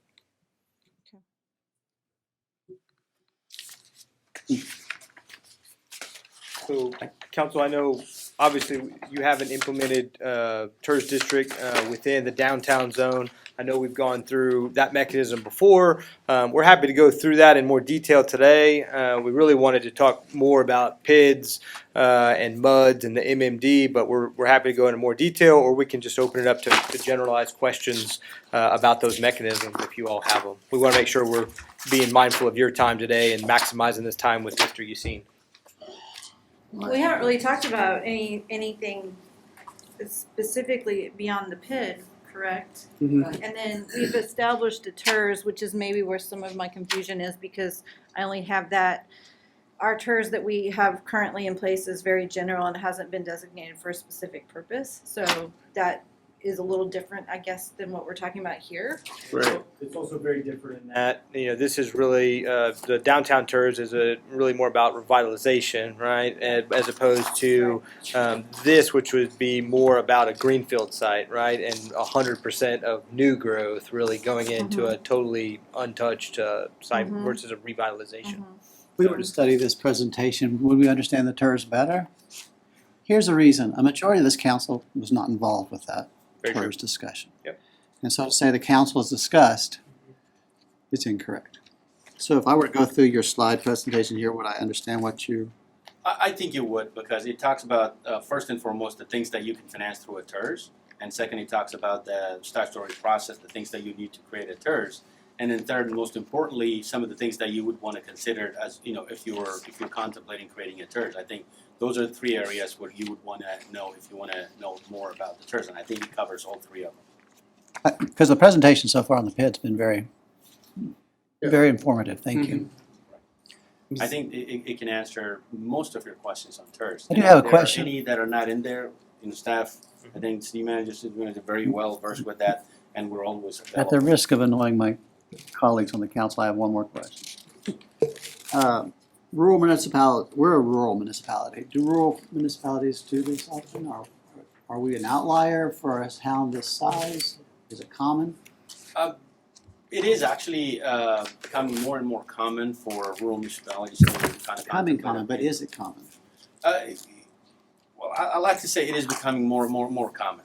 I heard And the that. reason why I say that is because first and foremost, the understanding there wasn't that like I said, for example, PIDs are more of a recent phenomena compared with the other ones, and then because of that, the understanding is growing now. More and more financial advisors are bringing these as options for cities, and cities are considering them. You know, we 5 don't represent city staff, and we certainly don't represent developers. We represent the people who are going to be paying these assessments. What's the benefit for them? The first benefit is they get infrastructure that serves them and serves them primarily and exclusively. Okay. So they're paying for something that benefits them directly. Them in their neighborhood or them in their district specifically. Yes. Could be parkland, it could be obviously infrastructure, it could be public art, anything that, It has to give them direct and special benefit for it to qualify as a PID qualified project. got it. And they know the cost. Yes. They're required notifications of that cost. So, I'm sorry, did I interrupt you? I'm done. No, okay. I'm trying to Well, understand this. No, I just, I'm trying to understand too, just because item 2A says MUDs, PIDs, TERS, and MMDs, and I know those, have been discussed, some more than others, but in the presentation, it really seems the focus primarily, other than the comparisons, is on the MUDs. The PIDs and the TERS. Yes. So is that coming as a recommendation of the tools that we would be easiest for us to use? So we're not really gonna dive deep into the other ones right now? Is that's what I'm trying to figure out, since it says that we're gonna. We don't have as much detail on the mud districts. Certainly, Mr. Yassine can speak to those and some of the pros and cons that he's seen because they have administered MUDs and worked with MUDs, particularly in-city MUDs in some other areas. There's not as many slides in there other than some of those kind of more Right. generalized pro and con Right. comparisons that you saw in some of those previous slides. Right, and that was my question. Personally, with the time that we have left, for council that wasn't present for the creation of TERS, it doesn't waste my time to hear 30 minutes of that presentation. I was running through the book looking for the other districts that maybe we hadn't heard about, and I'm not seeing them in here, I guess is my point. We have about 30 minutes, so how would you like to use your time? About 10 minutes. Well, I think we have the general. I would appreciate somewhat more information because I was one on council that wasn't there during the creation of TERS. I see the next couple of slides talks about the board of directors. Yes. That's a fairly straightforward thing and simple. It talks about the numbers and their authority. If you could, unless any other council member has questions on that portion of it, if you don't mind going over some bullet points on like the project plan, finance plan, the bonds and administration, and then I guess eligible improvements for the TERS. That's kind of like going over those portions. I would Absolutely. appreciate at least. Absolutely. Thank you. So, Councilman, okay going with back to I was gonna say, your unless you earlier, what I was trying to do here is try to give you a much more in-depth insight into PID and the TERS. Yeah. And the reason for that, because those are districts that cities create and then they're Okay. responsible for Makes sense. managing. Okay. A MUD is a state or TCAQ creation, and MMD is, so Right. the cities are not involved in You can that part. respond to that if it comes up, but that's really not. Exactly, but we dove into these because these are things that you would create, you would Okay. have to know everything about them. Mhm. And the second thing is, for all the things that are in there, I've also tried to give you the contrast to compare it with what a MUD does or what a MUD says, what the MMD does or MMD says. So the idea was to kind of expose you more into things that you control and ultimately are gonna be responsible makes for sense. if you decide to go that route. Okay. And then in council number 2, kind of going back to your question, let's see, I think this would be We'll helpful. start at slide 25 and then move There you go. forward. Yes. Yeah. 25, The project plan and finance plan. I think this is where we are. So we've talked earlier about Maybe a the different- PID creation process where we had that horizontal line as to starting from negotiation all the way to the repayment of the debt. The TERS creation process basically involves, it has a three-step or three major phase it's a three major phase process. The first phase is basically once this, council decides decides on the need for a TERS. First thing that needs to happen is preparing the TERS plan. That's where the project and finance plan comes in. Because the statute requires for the city to truly evaluate, a TERS project before you put one in place. That's why it requires you to have a preliminary project and finance plan as part of the creation process. In a PID process, creating the district only requires petition from the property owner. But in a TERS structure, you have to have a plan prepared so you have an understanding of what is it that you're doing, because without the plan, you can't create the district. And now that preliminary project and finance plan is basically required to include some very important things. The first one is you have to basically stipulate, the projects that you're picking up as part of the TERS itself. And those are again enumerated in the statute, and I have them listed in here as well. So you'll have to know what type of projects you would want to undertake. The second thing is you have to identify the area that you would want to designate as a TERS. And that's also part of the project and finance plan. The third thing is you'd have to have an idea of the project cost that you would want to finance through the TERS. And then the part of the project finance plan is requiring you to basically have an idea of what the project costs are. And then that's the third. The fourth part is it would require you to also, project what your future taxes are going to be from that TERS. So you make sure that you're getting into something that you basically are aware of. So those things are required. So the creation process, unlike a PID, requires you to prepare that project and finance plan. So typically a consultant prepares that for you all, but the council would have to basically be briefed on that one, have an understanding of that document. It's only after you feel comfortable about the prospect of the TERS that you would go through the creation process itself. The second thing is the governmental approval official. Once the plan is prepared, the next thing to do would be basically going through the statutory required approval process. And typically, a TERS creation process includes the informal review, negotiation, and briefing city staff, council, and other stakeholders, and then a creation of the TERS plan. So the initial part is having an idea of what it is that you want the TERS to achieve, and whether or not the TERS basically is going to be able to achieve that. And the second thing is basically formalizing that through the plan itself. And the third thing is implementing it. So you think about the project, the thing that you want the TERS to do, and then you do it actually, you prepare a plan for it, and then ultimately implement that. That's the third phase, which is issuing debt if debt is needed, constructing the infrastructure, and ultimately administering the district. So that's basically the full circle for a TERS. Hopefully that helps. Mm-hmm. And I think we've talked about the considerations. Mm-hmm. We've talked about the public policy component. So you create a PID is created through a resolution, and a TERS is created through an ordinance, and then that ordinance basically is a recap of the project plan. So it's required to satisfy a few things. It's required to have some items that are necessary for the TERS. One, identify the boundaries of the district. It needs to basically create a board of directors and specify how many board of directors are going to be in it. Have a termination date, basically an effective date. The date when the TERS commences and the TERS ends. Have a name actually. A lot of times, and actually, the statute requires TERS to be named sequentially using the city's name. So any TERS that is created has to carry the city's name and has to be TERS number 1, 2, 3, and then so that's the naming requirement. And the statute also requires the city to establish a tax increment fund if a TERS is established. What that means is then whether or not you have a project designated for it. If you create a TERS and say, I'm going to contribute 10% of my city taxes, those increments will have to be segregated from day one, and they'll have to be kept in the TIF fund regardless of whether or not you have the projects to spend them on. Mm-hmm. So that's, again, a statutory requirement. If you commit it, it has to stay outside. It's not available for your other city needs. Mm-hmm. So TERS doesn't automatically create 100% increment from the time that taxes are collected. I'm still wanting to just be clarified on the percent that you're talking about. So you're saying we established that first year baseline on the TERS where the property taxes are.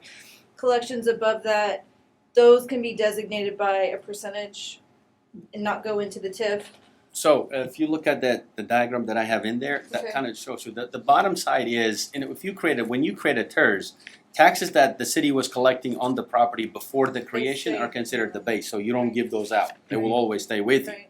So what you're pledging are future taxes Right. increments that are coming in above and beyond the existing tax amounts that are coming in. But are you pledging the entire increment? That's if you pledge 100% of your taxes to Okay. the TERS, that will be the entire increment. Okay, If you pledge 50%, that'll be 50% of the increments. That's where the percentage comes in. okay, that's. Now, that 100%, 50% can be the entirety of the tax. It can be the M&O part or the M&O and INS combined. Thank you, that You're welcome. clarifies. Does our current TERS have a board of directors or is the Yes. council a board? We were. It's a board appointed by council. In fact, we're putting somebody on, we need to replace I'm somebody. sorry. Just like- Then I it's- think it's important to also, as an ancillary to that, other taxing jurisdictions, property taxing jurisdictions, do have the capability to join within the TERS for their portion of the overall property tax rate.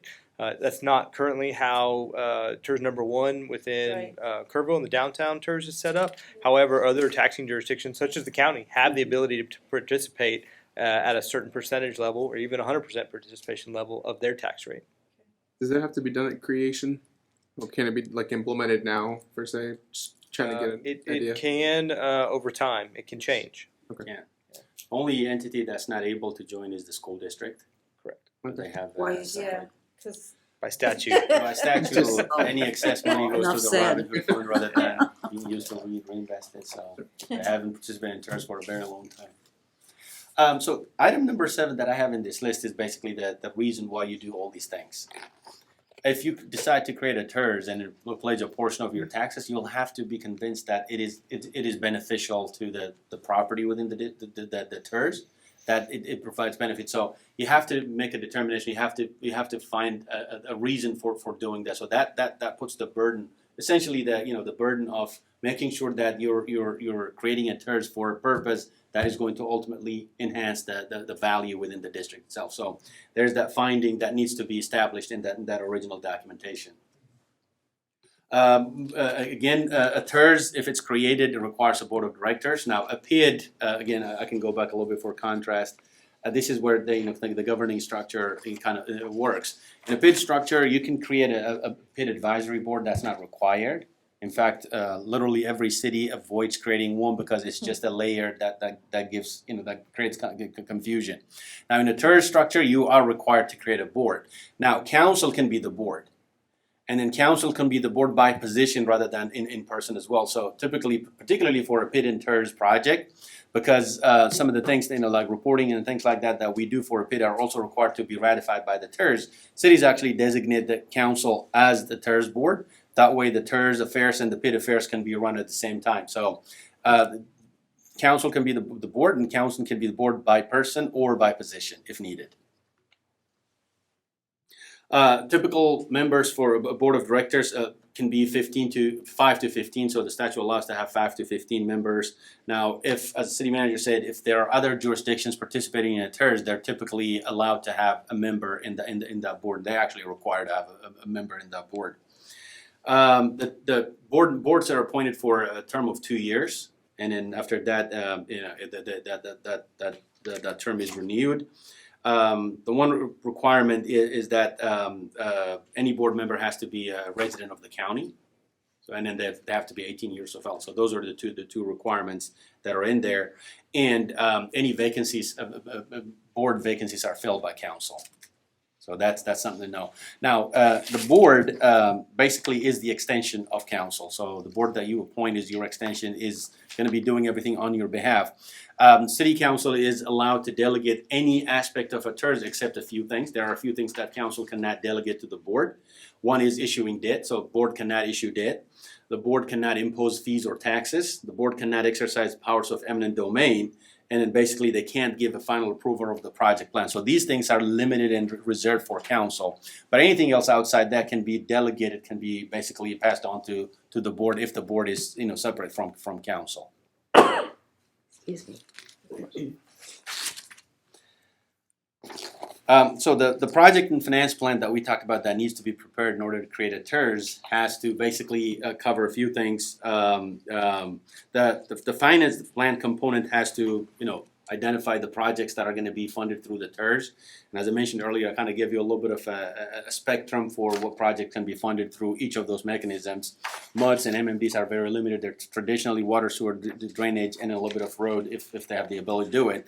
PID has a broader, but TERS has the broadest kind of set of projects that can be funded. In fact, it can be any project that's ultimately determined by city to be able to help enhance the value of the property. So it could be a grant, it could be a loan, it could be anything that is ultimately going to help enhance the value.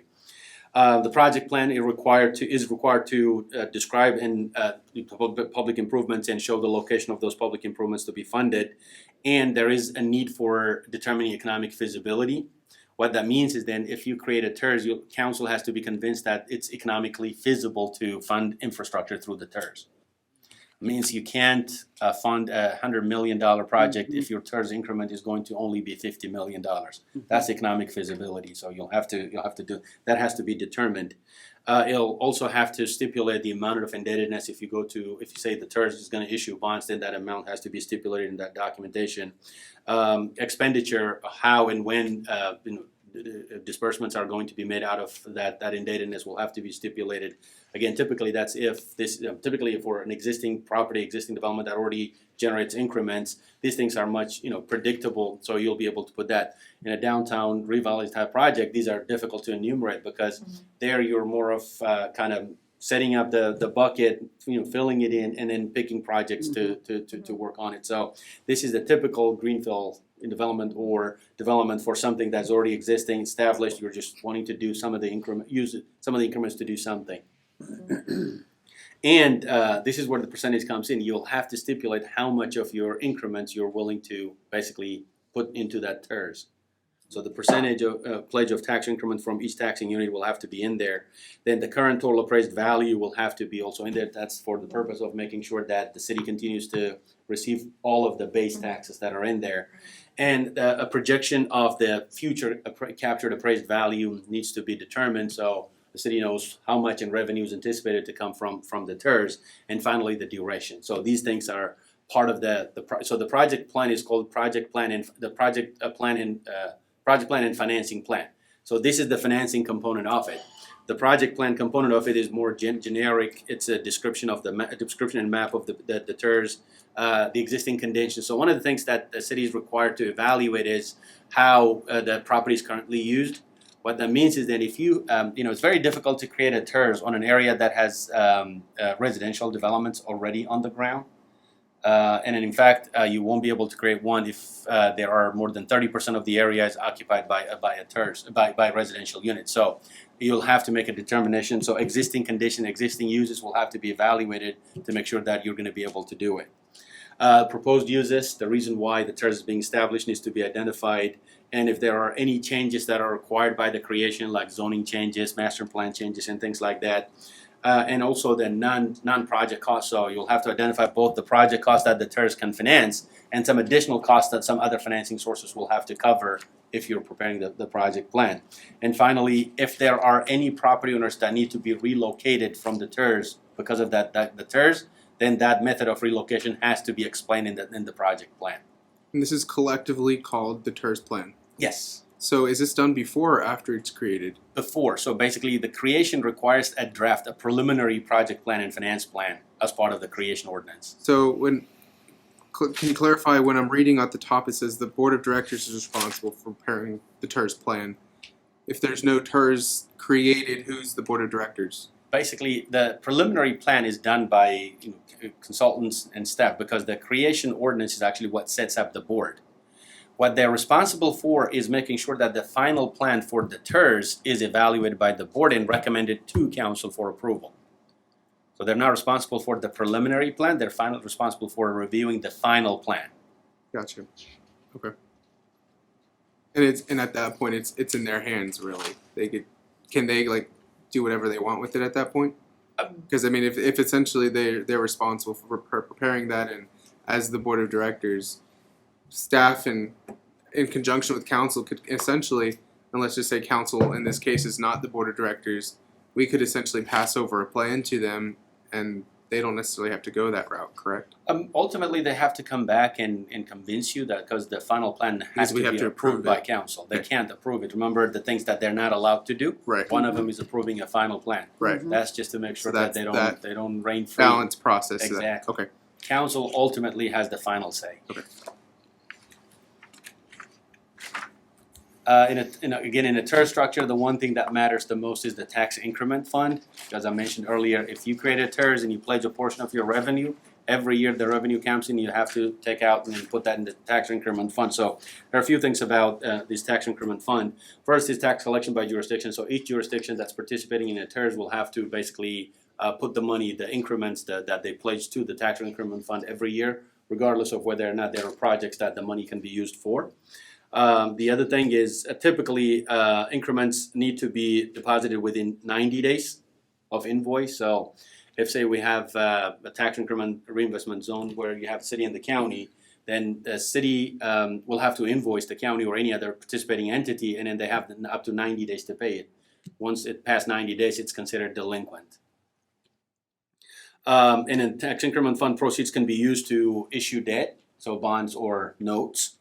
And then the tax increment fund can also be used to deposit revenues from sale of property. So if a portion of the property within a TERS is sold, and then those revenues can go into the tax increment fund. So that means they can be available to pay for projects. Very rare, almost never happens, but it can. The money that goes into the tax increment fund can be used to pay debt service. If there's any debt service, any obligation that's earmarked from those, it can be paid out of that one.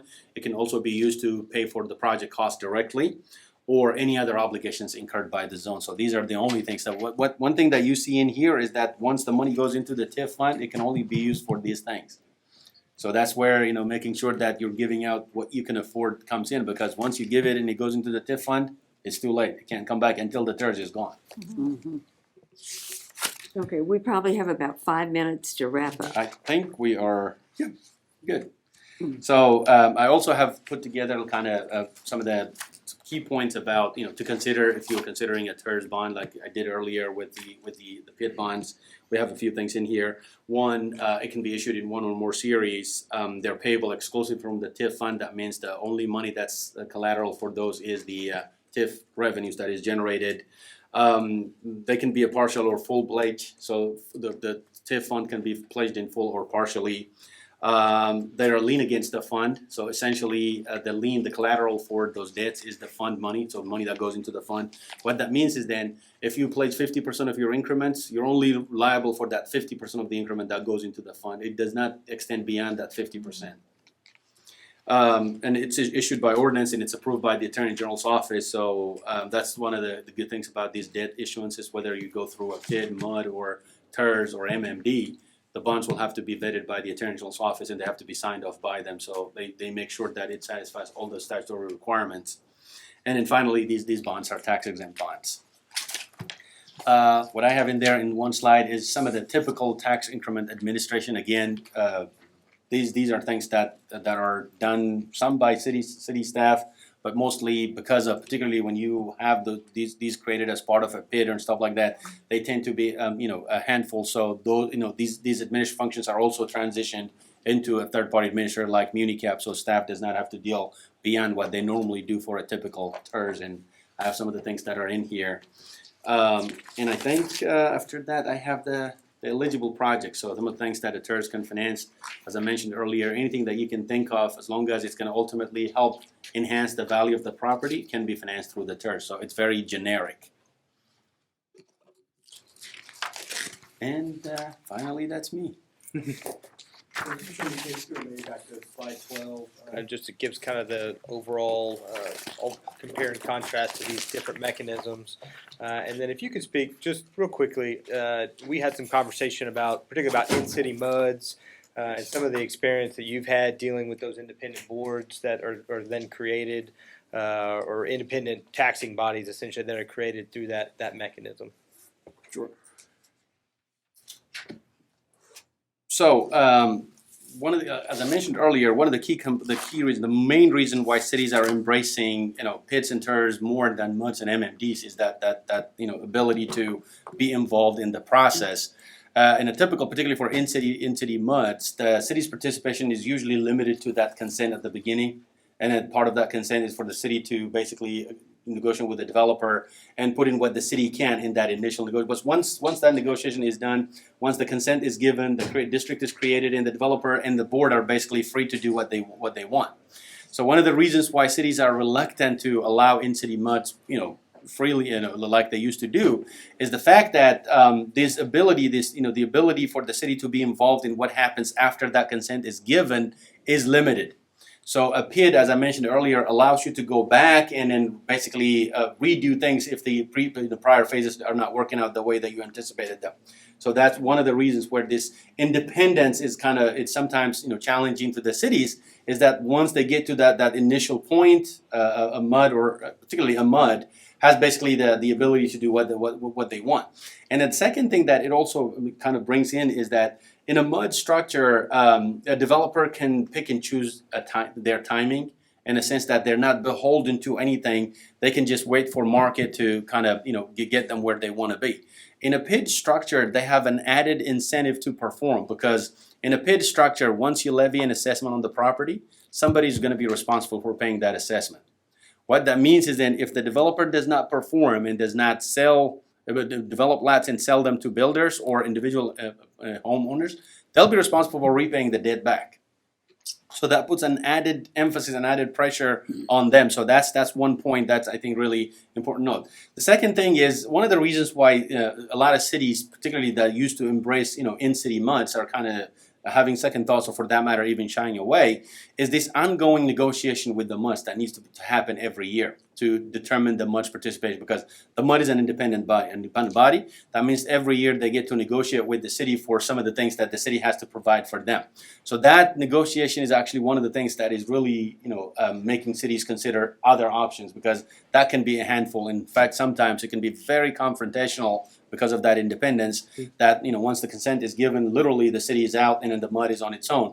So that is one of the reasons why this ongoing kind of, particularly the need to negotiate with an independent party, is basically one of the things that is making in-city muds a little less attractive to cities as it used to. That's great. Any last questions, council? I have a question about the TERS. Yes. Okay, you've got your property tax base, and then I guess there's a certain percentage above the base that is dedicated to the TERS. Right. Is that percentage allowed to be changed during the term of that TERS? The answer to that is it depends. You'll have to have a compelling reason to do that. Okay. And the second thing is, if there are any agreements that are entered, with the original participation level, then you can subject yourself to unnecessary lawsuits. Because it could cause damage on somebody, Okay. changing the expectation. But legally you can, but doing it can have some implications and ramifications. Okay.